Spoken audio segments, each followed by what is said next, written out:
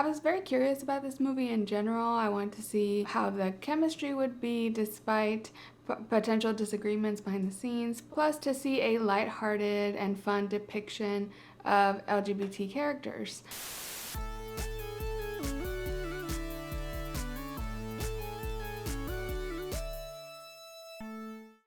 Hello and welcome back to the Miscellaneous channel where we do miscellaneous things. I'm Zenlenny. I typically cover TV, pop culture, internet trends, and other miscellaneous things on this channel, so subscribe if that's your vibe. So we got yet another teen movie that has come out this past week, and that is Crush, a Hulu original sponsored by Hot Cheetos. They mentioned Cheetos a lot in the movie, so I assume it was sponsored, but it was just kind of a funny background thing. I'd been anticipating this movie for a while. It had been on my radar because it is a queer teen movie, which can be kind of rare. I think it's becoming less rare, but still we don't have that many classic teen movies that center LGBT characters. It had a pretty good cast as well. And I had seen leading up to the movie, there was a little bit of drama behind the scenes as well. Let's get right into it. Is Crush worth watching? I say if you enjoy teen movies, yes, it's very solid. It's definitely cheesy and lighthearted in that it's not really pushing the boundaries of film. I would say the overall plot is pretty basic and has a bit of kind of holes in it that aren't super grounded in reality. It was mainly the overarching plot that I found to be pretty simple or basic, and I'll go more into that in the spoiler section. But otherwise, this movie was really great. It had great representation. It had a lot of queer characters. It literally felt like this high school was 90% gay women, which is really cool. It's kind of like we've seen so much heteronormative representation in teen movies that it's kind of like, why not have the main couples be queer and everyone in the background be queer too? Like, sure, why not? Also, a key part of the movie and something the creators had at the top of mind when writing it was to not center it around coming out for any of the queer characters, just because that has been done before, and that's usually if you do have a movie that involves LGBTQ plus characters, there's usually some conflict around coming out or they're in the closet. Or something related to that. I get it that that makes for good conflict, but it's overrepresented in LGBT stories. So if you're interested in that, if you're interested in sapphic love stories, I would say give it a watch. It's the type of movie I would see in theater, so like production value holds up. I think they made some pretty interesting lighting choices as well. It's kind of artsy in that area. I say if you like teen movies, this is a solid one. It's really funny, very modern. The strength of it was the dialogue and how they wrote it. It felt kind of true to Gen Z, but still keeping it cheesy. It doesn't get too raunchy. Like, although some of the like lighting choices seem reminiscent of Euphoria, it doesn't go at all in that direction. It stays pretty wholesome. I would say no further than PG-13, though it does get a little edgy in the humor. Particularly the mom of the protagonist is a very raunchy kind of sex positive lady, so they do say some kind of edgy and adult dirty humor, but you don't see it visually, so I say the movie kept pretty PG-13 because of that. A cool thing about this movie is that it was written by queer women and it was directed by a queer person, and that's the best thing for these movies to be, because a lot of times you might see a movie that is made for the purpose of diversity, but the people behind the scenes are not diverse at all. Down to the actors, like based on Auli'i, I saw some of her interviews, and she said the actors playing queer people were queer, the writers were queer, the director was queer. There was like a personal and passionate interest to keep this movie sweet and wholesome and not like tokenizing people. So let's go ahead and talk about Crush, and this is where I'm gonna talk about a little bit of the behind the scenes tea that I had heard about. So the main character is played by Rowan Blanchard, who had her big break on Girl Meets World, which was the reboot of the old sitcom Boy Meets World. That show has gained some infamy in the past couple years on like Twitter or maybe other social media sites for being really ridiculous and weird and like anti-communist and all these weird values that were kind of hidden in the plot lines. So Rowan Blanchard was the girl in Girl Meets World and rose to fame there, and she did come out as queer in 2016. I think she wrote for Teen Vogue. I don't know why I had this idea that Rowan Blanchard came out as non-binary and that their pronouns were they, them. When I did a deep Google search about her, I didn't see anything about that. All I saw was her coming out as queer in 2016. Every publication I saw, from the recent ones to the ones from back then, all refer to her as she, her. So I'm going to keep referring to Rowan as she, her. If you have the source for her, anything different, let me know. Her Instagram didn't show pronouns either. I'm just following the lead of all the publications I saw. So Rowan Blanchard, from what I kind of understand of her celebrity persona, is that she does come off a little bit pretentious. I don't follow her that closely. I only saw one interview of hers promoting this movie. It looks like she did not do many interviews. She kind of has this pretentious vibe. She reminds me a lot of Grimes, I feel like. I mean, I think they just kind of talk the same. I don't know, something like that, where it's like someone that's good at their craft, but really talks like in this artsy fartsy way. Her and her boyfriend kind of got into this controversy together because he said on his Instagram story that bisexual is kind of an outdated term and it should be removed from like the LGBT acronym. I think he is a photographer and a trans man, so he is part of the queer community. Rowan came out, like I said, in 2016. I'm gonna link the article down below that explains some of this drama, but it seems like both of them feel like the bisexual term is reinforcing the gender binary and that it excludes trans people or non-binary people. So it's a very nuanced conversation, and I'm probably not the most qualified person to be having it, but I just researched to make sure kind of the difference between bisexual and pansexual, because it sounds like their argument is like just move to pansexual rather than bisexual. I'm just inferring that that's kind of what they meant. At least when he posted that Instagram story saying to get rid of bisexual and LGBT. Based on this one article I found, I think it was like medicalnewstoday.com or something, they had a good write-up actually of the differences. Bisexual means that you're attracted to at least two different genders.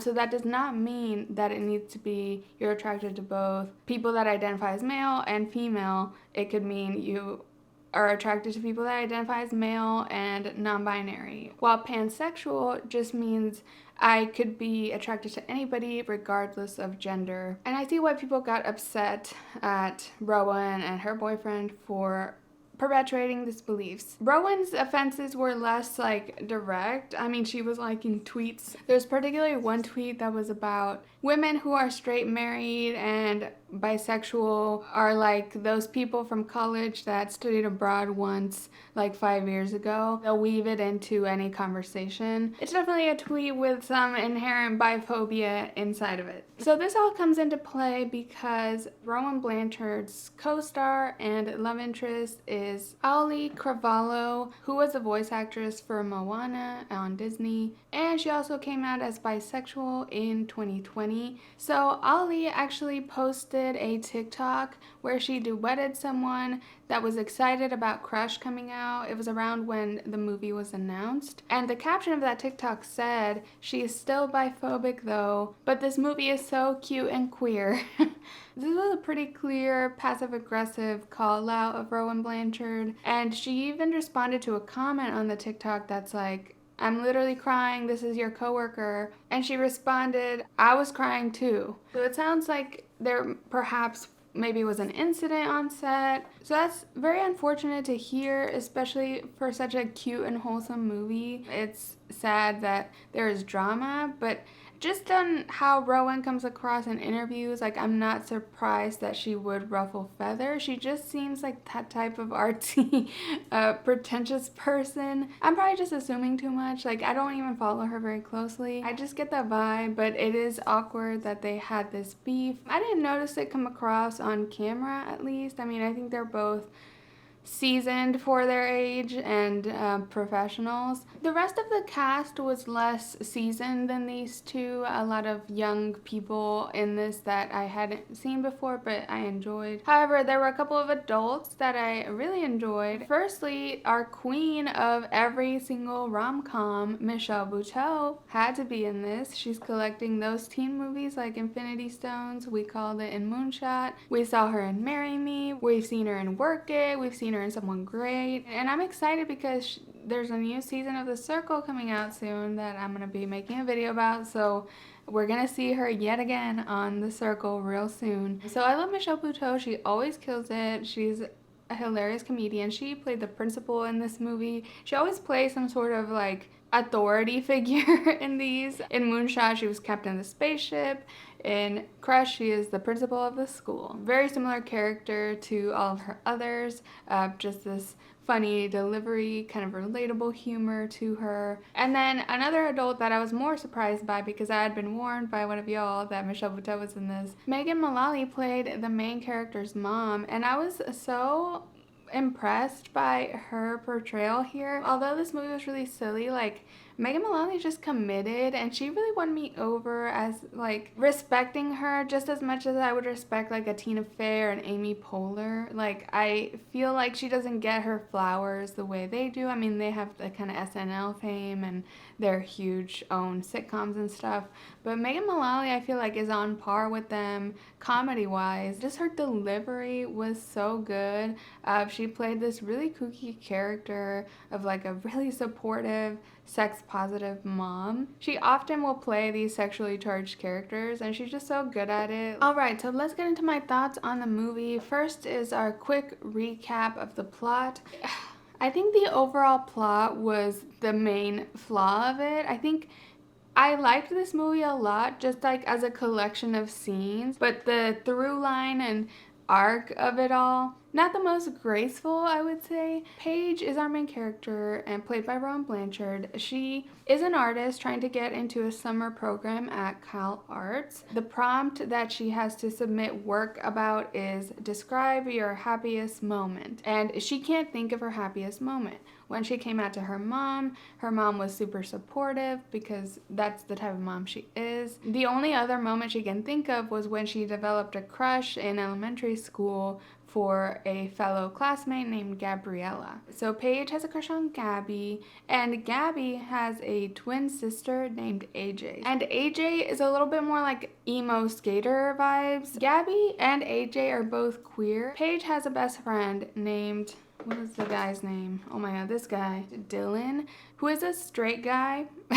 Even though on my first watch of this, I missed the part where he said he liked girls, or maybe I thought he was being ironic, just because when we first meet Dylan and see Dylan and Paige's dynamic, he's very comfortable with making like gay jokes about her and stuff, not like in an offensive or bullying kind of way, but like still in like a very comfortable way. And I just felt like, oh, he's gay too, I just assumed. And then he gets to school and he starts making out with Stacy, who is his girlfriend since middle school. At a certain point watching this, it was kind of like, we're just assuming everyone's pansexual here at this school. It's a Euphoria High situation, and that is that. We're all free. So Dylan is trying to help Paige think of what happiest moment she could make art about for her application, and he doesn't think coming out would be good because everyone writes about coming out except him because he's the one straight man at the school. He's trying to set Paige up with other girls at the school because he wants her to get over this Gabby crush because she's had a crush on Gabby forever. Gabby doesn't care about her. It feels like a lost cause to Dylan. They're trying to survey all the gay people at school, giving options. There's one Tumblr girl that they kind of bully the whole movie. There's a non-binary person who is very fierce and has a pop-in Instagram apparently. They try to point out AJ, but Paige is like, no, that's Gabby's twin sister. For me, it was kind of a lot that like the love triangle was with twins. I think the sisters tripped me up a little bit because Gabby and AJ, they don't look alike, but they're twins. They're in the same grade at school. They are both co-captains of the track team, and they're both queer. So it just feels like they share a lot in common, and throughout the movie, we learn that AJ is always annoyed that Gabby is stealing her spotlight. It felt maybe a little far-fetched, but maybe not. I've never known gay co-captain twins of a track team. So eventually Gabby tells Paige about track team tryouts. Everyone's on the track team. Dylan and his girlfriend Stacy, who are this political power couple at this school. They're both running for class president, but they both know Stacy's probably gonna win because she's super popular. Gabby kind of invites Paige to track team tryouts, but Paige is super artsy and doesn't do any sports, doesn't know the first thing about track, but she says, oh, I'll be there at tryouts just because she wants to get closer to her. During all this, there's this whole other plot line that becomes kind of a mystery to solve throughout. There is a graffiti artist that has been vandalizing the school frequently during the semester. Their name is King Pun, and all of their graffiti is punny. It's a very cute graffiti, like it's definitely not edgy, like it's very cheesy and cordy. Every King Pun art felt very much like a commissioned mural. Like they were cute and they were funny and they were wholesome. So there's this mystery artist, no one knows who it is, and everyone is pointing fingers at Paige because she's the artsy kid. Even the principal, Michelle Buteau, she brings her into the office and is like, we know it's you and I'm gonna suspend you. Her and the coach are there accusing her. And there is where Paige strikes a deal with them and is like, please don't suspend me because that'll look bad on my application. And she's like, why don't I join the track team where this coach can look over me and I will look into who King Pun is and investigate and find out who it is. So that is the real reason she ends up on the track team. I wish they had just picked a thing. Either the principal makes her join the track team and she gets close to the crush that way, or she just goes to the track tryouts just because she has a crush. Like, I feel like that would have been enough. I'm not saying to get rid of the King Pun plotline completely, but like it felt very forced the way she was forced onto the track team. This is kind of a common trope in these teen movies or lighthearted comedy movies. The main character has to strike some sort of deal to do something they don't want to do in order to get what they want or get out of trouble. And this one just felt very like kind of very forced. I just thought it wasn't a graceful way to get Paige to the track team, because the whole point of all of this plot is to get Paige to be on the track team, a place where she's out of her comfort zone in front of her crush. I don't know what would have been the best thing, and I don't have that many complaints about this movie. This was just the main flaw I saw in it, that it's like not graceful in how it gets from point A to point B. Honestly, this setup was so convoluted, they had to like recap it in the kitchen scene. Like there were a couple moments where the script had to recap what was going on because I feel like some of us could have gotten lost there. Now I have to become an athlete, make the perfect thing for Cal Arts, and pick the right girl. That is our recap for us to catch up in case we weren't following the kind of convoluted plotline up until that point. So once she's on the track team, I think the plot flows more smoothly because we got her there. Now we have the conflict of like her not knowing track, and AJ gets assigned to coach her after school. She ends up fitting into the relay part of the track and field stuff. So it's through this that her and AJ bond, and she sort of starts developing a little bit of feelings for her. It's really at a party where they bond for the first time in like a friendly way. Paige confesses that she is looking for King Pun. I mean, okay, so a lot of us saw it coming a mile away that AJ was King Pun, so she's helping Paige try to find King Pun, but she's never gonna find them if they're her assistant. So we don't find that out till way later, but I feel like it was kind of clear AJ did talk to Paige about how she wants to be an artist and her art, and she knew how to critique it. There's a moment way later where she's talking about her parents and how they would never approve of her pursuing something like art.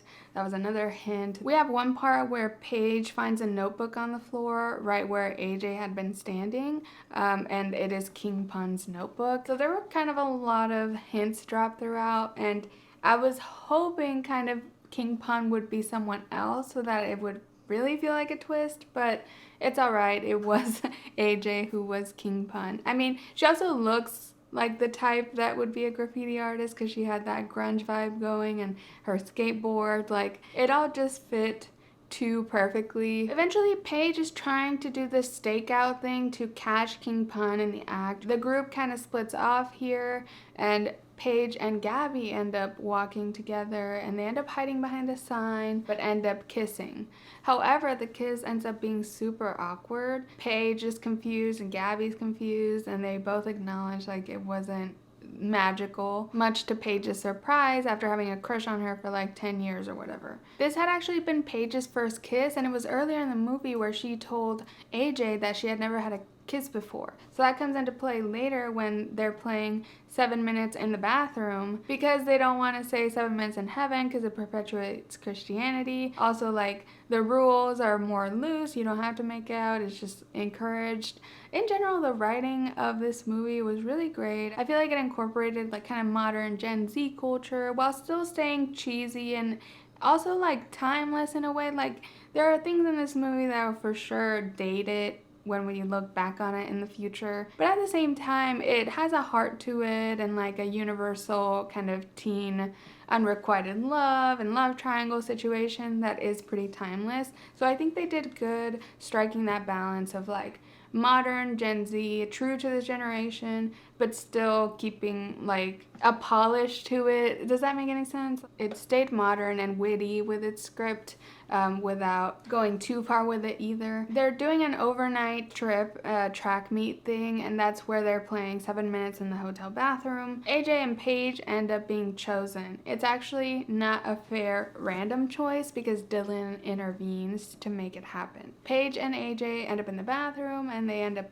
kind of talking. Eventually they do kiss. Basically AJ thinks that Paige hasn't had her first kiss and she hasn't had her first kiss, so them kissing now is both of their first kiss. Paige had kissed Gabby, her twin sister, like recently. After this, they kind of have a deep conversation in the bed. The makeout part seems to stay within the bathroom section of the party and not move on to anywhere else. They just happen to be rooming together and they have a good, vulnerable conversation. That's where she talks about being an artist and her parents and the pressure and all of that. Later in the night, Paige roams the hallways of the hotel and finds Gabby super drunk at the vending machine. One thing leads to another eventually, and Gabby tries to kiss her again while very drunk. Paige stops her because she's drunk and leads her to her room. They do their big track meet and they come in second place. While they're all celebrating, Gabby comes up to Paige and is like, I need to talk to you about how I tried to kiss you last night. I'm sorry, I was drunk. I know that was bad, especially since we've kissed before. And she's just saying this in front of everybody there, including AJ.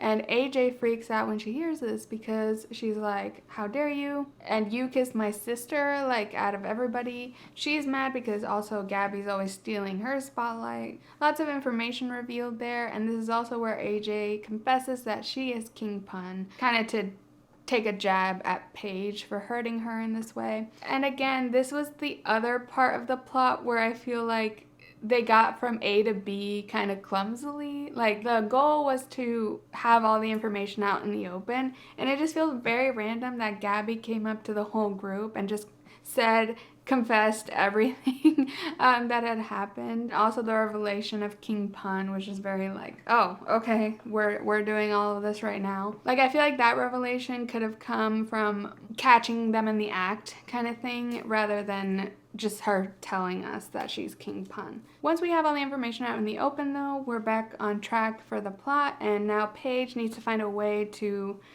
get AJ back. She likes AJ. So for this, Paige somehow makes a whole floor-to-ceiling mural in one night in the auditorium, leads AJ to it, and that is where they announced the class president results, which was a big thing the whole movie between Dylan and Stacy. Stacy wins, as expected. Everyone's kind of in on helping Paige reveal this big mural to AJ and confess her love. That is where they have their final, like, they confess love for each other, apologize. AJ had really gotten Paige in a lot of trouble because she was about to get suspended for her, and she had all this dilemma when she found out about King Pun. She was like, do I rat out AJ, who is my crush, or do I not rat out AJ and get suspended? I feel like AJ was like not really apologetic enough for how severe Paige was getting punished for her Haha, punished. I thought a cute moment of realism here in the final where they're in front of the stage. AJ and Paige are just having a heart-to-heart in front of an auditorium full of kids. One guy, Tim, who,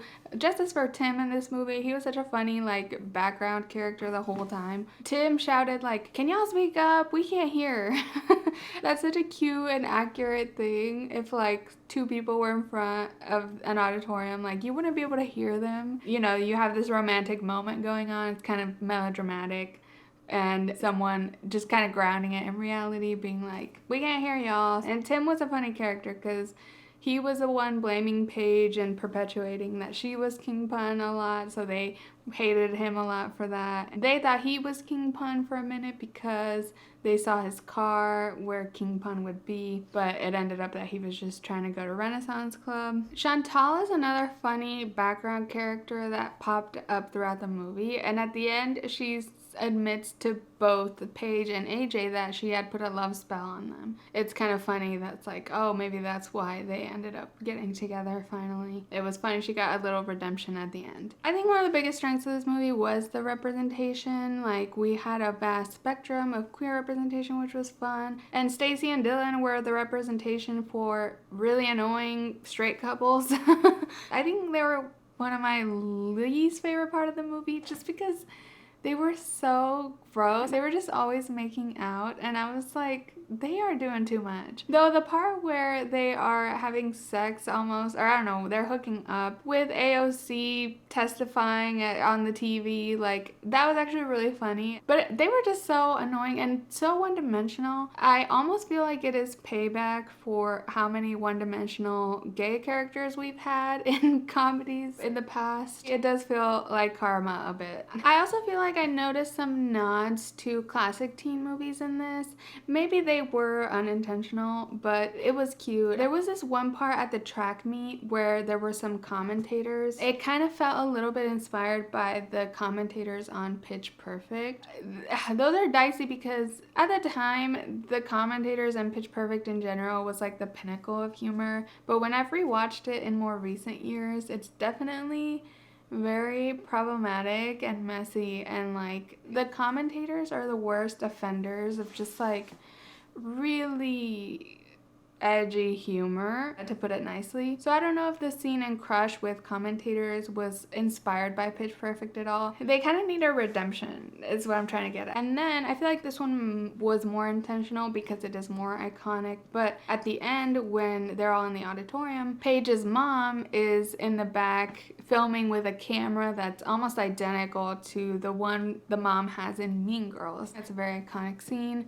So that one I felt was more of a nod just because like those types of cameras, we don't even have those that much nowadays. Like the mom would be doing this with her phone. So that did feel more referential to me. And then the very end, the last shot of the group, they all lay out on the lawn of the school on like a blanket, which is the end of Mean Girls as well. So that one might have been more unintentional. It's interesting because Paige's mom does feel like a natural 2022 evolution of the type of mom from Mean Girls. So like it feels like the current version of what that type of mom would look like. I appreciated this movie. I think it was well done. It was well-rounded. I mean, it is written and created by queer people, for queer people, or for anybody to enjoy. They did due diligence with casting people that represented their characters well. That sums up my thoughts on Crush. I would love to hear if you've watched it. What did you think of it? Do you identify with any of the characters? I mean, I didn't feel like any character represented me. Probably the closest was Chantal, the weird-ass Tumblr girl.